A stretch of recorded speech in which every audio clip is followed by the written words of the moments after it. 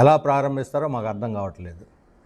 ఈరోజు దాదాపు 600 ఎకరాలు 3 గ్రామాలు తర్లువాడ, అడవివరం, రాంబిల్లి 3 చోట్ల 600 ఎకరాలు తీసుకొని అందులో దాదాపు 520 మంది రైతులకు ఇంతవరకు పరిహారమే చెల్లించలేదు.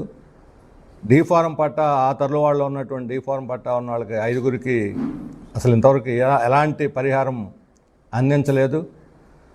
ఎలాంటి సోషల్ ఆడిట్ జరగలేదు. ఎన్విరాన్మెంట్ ఎఫెక్ట్ ఎలా ఉంటుందో చెప్పలేదు. వాటరు విశాఖ ప్రజలకు వాటర్ ఎలా సరఫరా చేస్తారో చెప్పలేదు.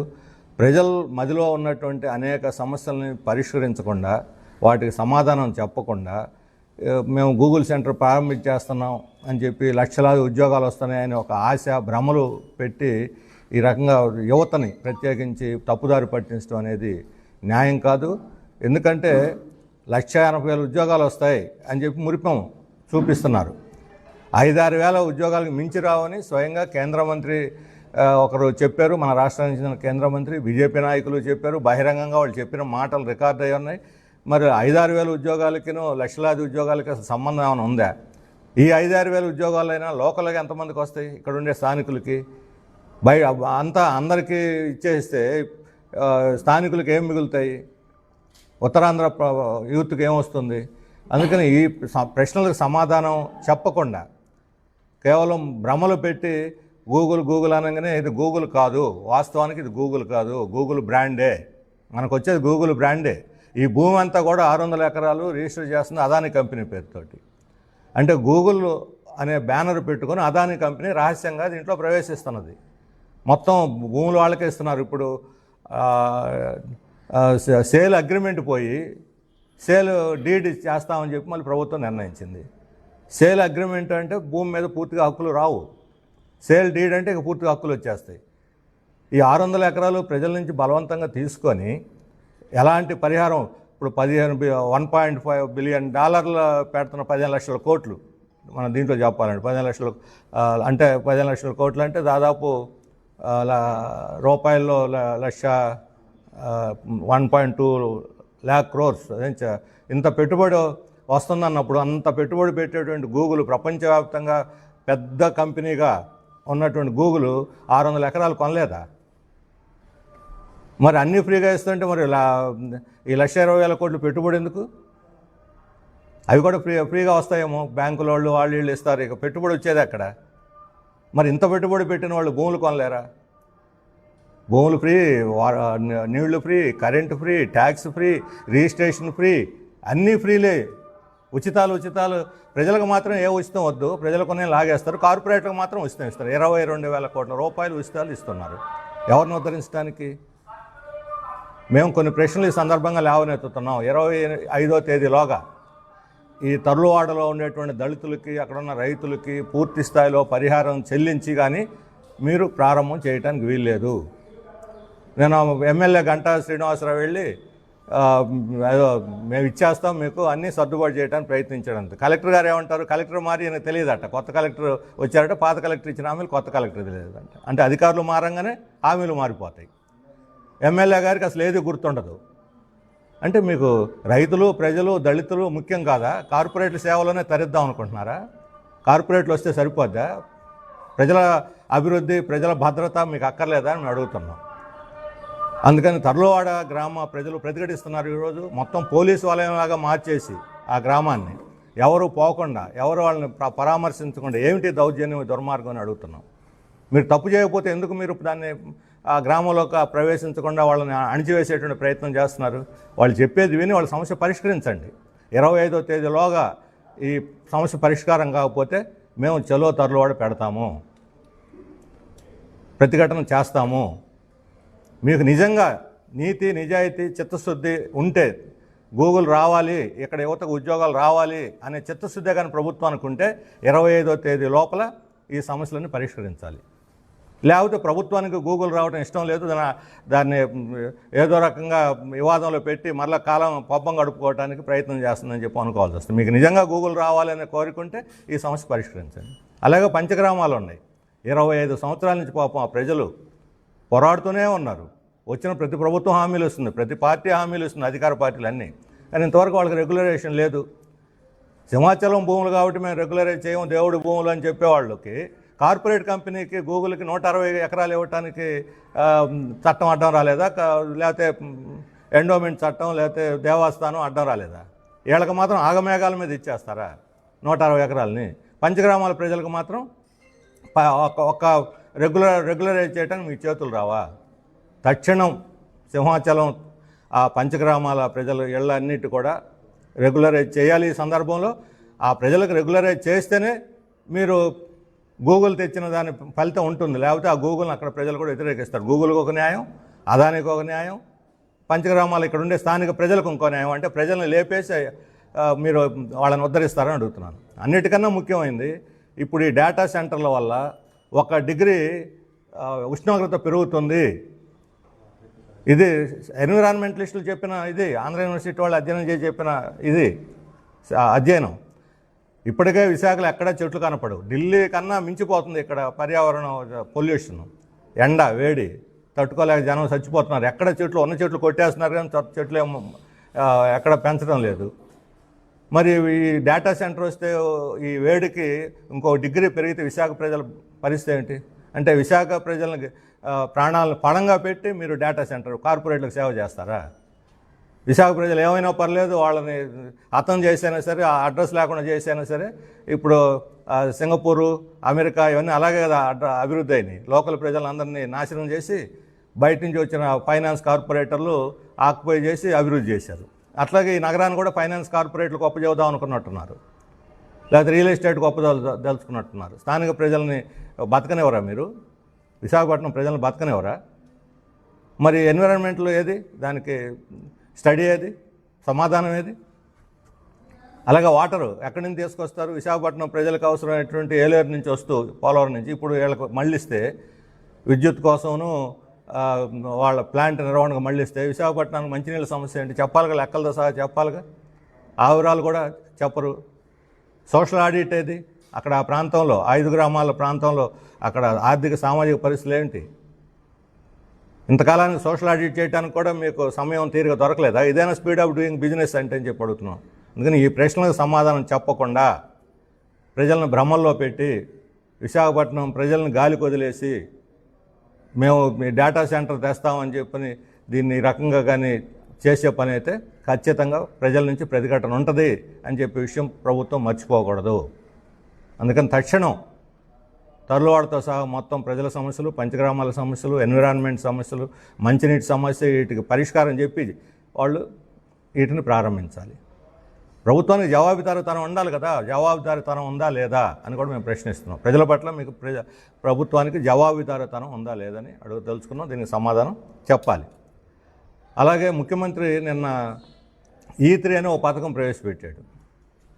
తెలుగుదేశం కార్యకర్తల భద్రత కోసం, వాళ్ళ ఆర్థిక పెరుగుదల కోసం అట. అంటే ఇప్పుడు P4 పోయింది, P3 పోయింది, పేదరిక నిర్మూలన అడ్రస్ లేకుండా పోయింది. ఇప్పుడు E3 పెట్టాడంటే, E3 అంటే ఎర్న్, ఈట్ అండ్ ఎలక్ట్. ఇది E3 అంటే. సంపాదించుకోండి, తినండి, పదవులు పొందండి, అంతే. ఇంకా ప్రజలను గాలికి వదిలేస్తారా? అది కూడా తెలుగుదేశం కార్యకర్తలకు రావు. కొద్దిమందికే కార్యకర్తల పేరుతో పైన కొద్దిమంది మేసేస్తారు, కార్యకర్తలని గాలికి వదిలేస్తారు. కార్యకర్తలు ఇప్పుడు జనాన్ని మోసం చేయడం అయిపోయింది. ఇక జనం తెలుగుదేశం కార్యకర్తలు మోసం చేయడం ప్రారంభించారు. కాబట్టి తెలుగుదేశం కార్యకర్తలు ఇలాంటి నినాదాలకు మోసపోతే వాళ్ళకు కూడా భవిష్యత్తు ఉండదు. అందుకని ఇటువంటి జిమ్మిక్కుల వల్ల పార్టీ కార్యకర్తలు మీరు సంతృప్తి పరచలేదు. తెలుగుదేశం కార్యకర్తలు అత్యధిక మంది అసంతృప్తిగా ఉండడానికి కారణం వాళ్ళు ప్రజలకు ఇచ్చిన వాగ్దానాలు అమలు చేయలేనివన్నే. వీళ్ళు చేసిన వాగ్దానాలన్నీ వాళ్ళు ప్రజలకు మోసారు. ప్రజలు ప్రశ్నిస్తున్నారు వాళ్ళని, వాళ్ళు సమాధానం చెప్పుకోలేక అసంతృప్తికి గురవుతున్నారు.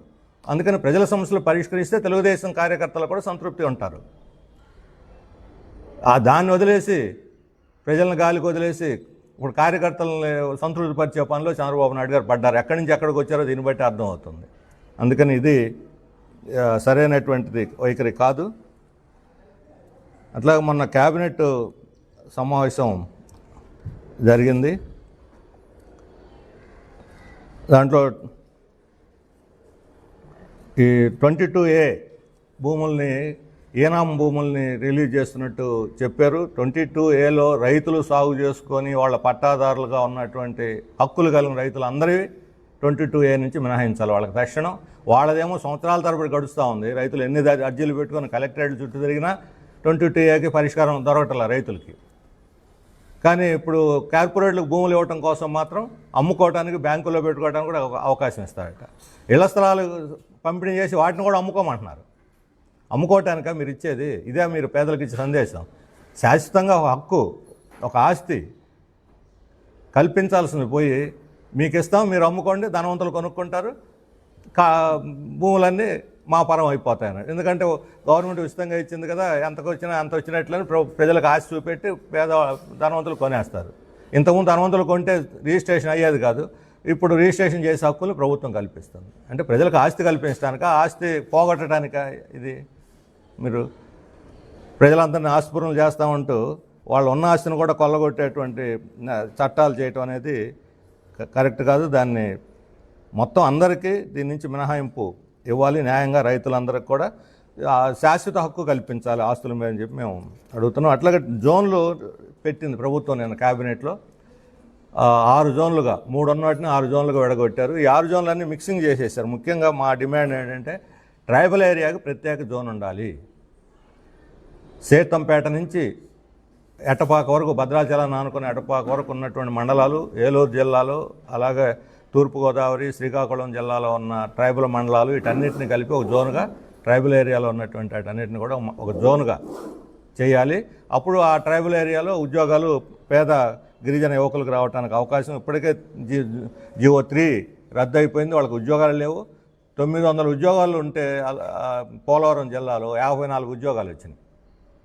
అంటే ఉద్యోగాలకు వచ్చేదానికి ట్రైబల్స్ లేకుండా, ట్రైబల్కి ఇవ్వకుండా అక్కడ చదువుకున్న వాళ్ళు అసంతృప్తి గురయ్యి మావోయిజం వచ్చింది, మేము దాన్ని నిర్మూలిస్తామంటే ఆ సమస్య పరిష్కారం వద్దా? యూత్కి ఉద్యోగాలు ఇస్తే మీకు ప్రశాంతత అనేది ఆ ప్రాంతంలో ఉంటుంది. చివరగా మేము ఇప్పుడు గూగుల్ మీద, మిట్టల మీద రోజు చంద్రబాబు నాయుడు గారు క్యాబినెట్లో అదే చర్చ, బయట అవే ఉపన్యాసాలు. ఈ 2 సంవత్సరాల్లో కార్పొరేట్ల గురించి ఎన్నిసార్లు మాట్లాడారు ఉపన్యాసాల్లో చంద్రబాబు నాయుడు గారు? పెట్టుబడుల గురించి ఎన్నిసార్లు మాట్లాడారు? కార్మికుల సంక్షేమం గురించి ఎన్నిసార్లు మాట్లాడారో చెప్పండి. అంటే 100 సార్లు కార్పొరేట్ల గురించి మాట్లాడితే ఒక్కసారైనా కార్మిక సంక్షేమం గుర్తుకు రాదా?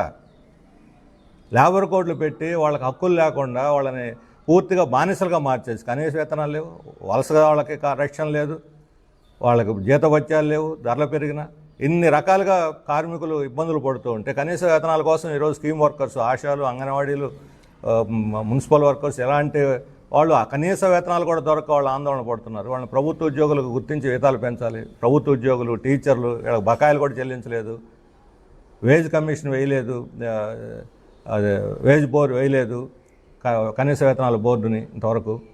అనేక మంది, కొన్ని వేల మంది షెడ్యూల్డ్ కార్మికులు ఉన్నారు, వాళ్ళకి ఎటువంటి ఇవి రాకుండా. అందుకని కార్మిక సంక్షేమం గురించి కూడా ప్రభుత్వం ప్రత్యేకంగా క్యాబినెట్ సమావేశం జరిపి సమీక్ష చేసి వాళ్ళ వేతనాల పెంపుదలకి, సంక్షేమానికి చర్యలు తీసుకోవాలి చెప్పి మేము డిమాండ్ చేస్తున్నాం. కుమార్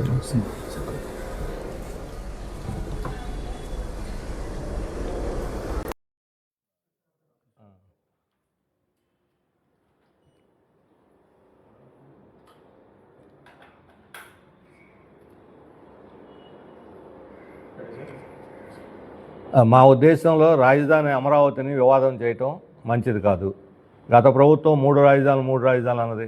ఇప్పుడు జగన్మోహన్ రెడ్డి ప్రత్యేకంగా ప్లాన్ బి అనే పేరుతో మావిగన్ అని చెప్పి ఆయన దానికి అమరావతికి ఉన్న తేడా ఏమిటో చెప్తా ఉన్నారు. 3 అనే అంకె మీద జగన్మోహన్ రెడ్డి గారికి ఏమన్నా అంకె అది ఉంటుంది కదా, అదృష్టం అంకె, లక్కీ నెంబర్ ఏమైనా ఉందేమో, 3 సిటీలు, 3 మావిగా మాకు తెలియదు. కానీ అమరావతిని ఒకసారి యాక్సెప్ట్ చేసిన తర్వాత రాజధాని అనేది విస్తృతంగా ఎంత ఏరియాలో ఉంటుందని కదా మేము మొదటి నుంచి వ్యతిరేకం. రాజధానిని పేద 50,000 ఎకరాలు తీసుకొని రైతులందరినీ ఇబ్బంది పెట్టి కాదు, 5,000 ఎకరాలు సరిపోతుంది. అసెంబ్లీ, సెక్రటేరియట్, హైకోర్టు, లేదా ఇతర సెక్రటేరియట్లు, కమిషనరేట్లు, క్వార్టర్స్, ఎమ్మెల్యేలకు, మంత్రులు క్వార్టర్లు, ఇంతవరకు 5,000 ఎకరాలు బ్రహ్మాండంగా డెవలప్ చేయొచ్చు. ఒక 20,000 30,000 కోట్లతో అయిపోతుంది. ఇప్పుడు 1,00,000 కోట్లు 2,00,000 కోట్లు తెచ్చి అప్పులు చేసి అవి తీరక కేంద్రం మనకు పైసా ఇవ్వటం లేదు. కేంద్రం దీన్ని చట్టం చేయాలని ఎన్నికలు అవడంతో అందరికన్నా ముందు డిమాండ్ చేసింది మేము. తెలుగుదేశం కూడా చేయలేదు దీన్ని చట్టం చేయాలి, దీనికి భద్రత కల్పించాలని. కానీ ఇప్పుడు చట్టం చేశారు. ఈ చట్ట సవరణలో 2 లోపాలు ఉన్నాయి. ఒకటి, అమరావతి ఏమిటి అనేది అక్కడ డిఫైన్ చేయాల సరిహద్దులు. ఇప్పుడు గుంటూరుకి సరిహద్దు ఉంది, విజయవాడకి సరిహద్దు ఉంది, మచిలీపట్నానికి సరిహద్దు ఉంది, ఆ తాడేపల్లి మంగళగిరి మున్సిపల్ కార్పొరేషన్ కూడా సరిహద్దు ఉంది. అమరావతికి ఏమిటి సరిహద్దు?